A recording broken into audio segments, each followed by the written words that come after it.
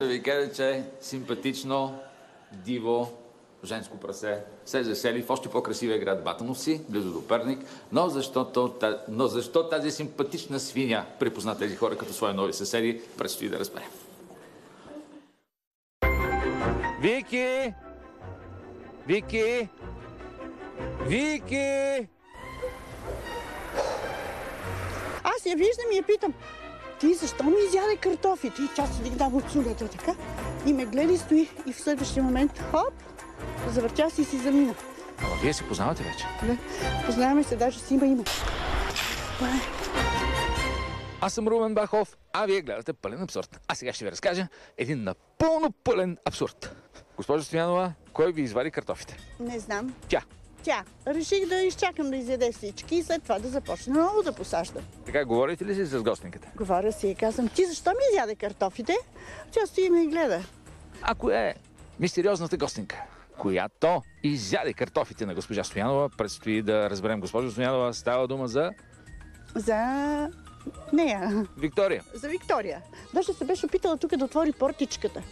Обаче ние подпряхме с този камък. Следва още по-любопитно продължение на тази история, вече и с участието на госпожа Соколова. Госпожо Соколова, здравейте!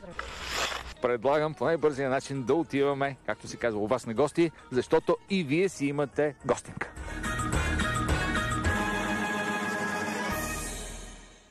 А сега ви предлагам да дадем няколко вкусни ябълки на симпатичната свиня Виктория. Боже, идва! Здравей, малка симпатична принцесо! Ето, още една ябълка.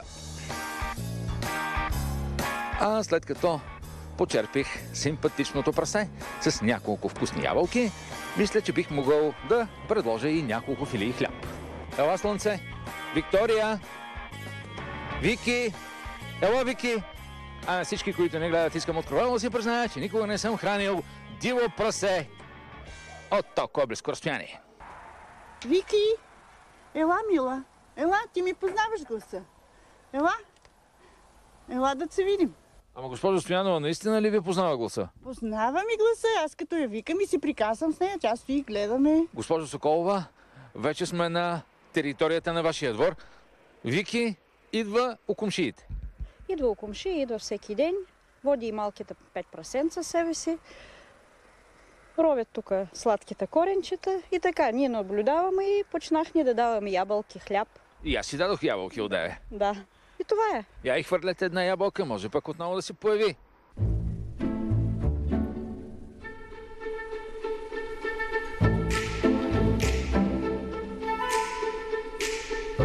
Госпожо Соколова, моля ви да ни обясните какъв е дневният режим на тази симпатична свиня и нейните отрочета. Тя идва някъде между 11 и 12, вероятно да обядва, и след това идва между 3 и 4 и между 6 и 7. Това е. Тук я виждаме всеки ден. Виктория се казва, аз я кръстих. Така ми дойде. Виктория, защото? Защото е победителница. Тя престраши се и си дойде при хората. А там под този почти цъфнал вече божур се намира следобедната закуска на симпатичната ви нова приятелка. Ето всички да видят, това е вечерята на Виктория. Виктория, да. Тук под този цъфнал люлек се намира дупката, през която свинята влиза в двора на вашите комши. Виктория, да?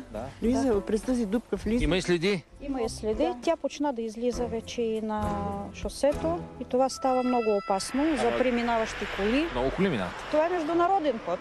Ами обадете се на някакви институции там да съберат и прасенцата, и нея, да ги сложат, да имат охрана. Тук не може да ги охранявам. Излизат на пътя, идват у нас, навсякъде. Но не си заслужава да пострадат на пътя. Както излизат, ето виждате ли? Тук са на 1 метър разстояние от платното. Набрахме и букет. Набрах ни букета. Имаме и храна.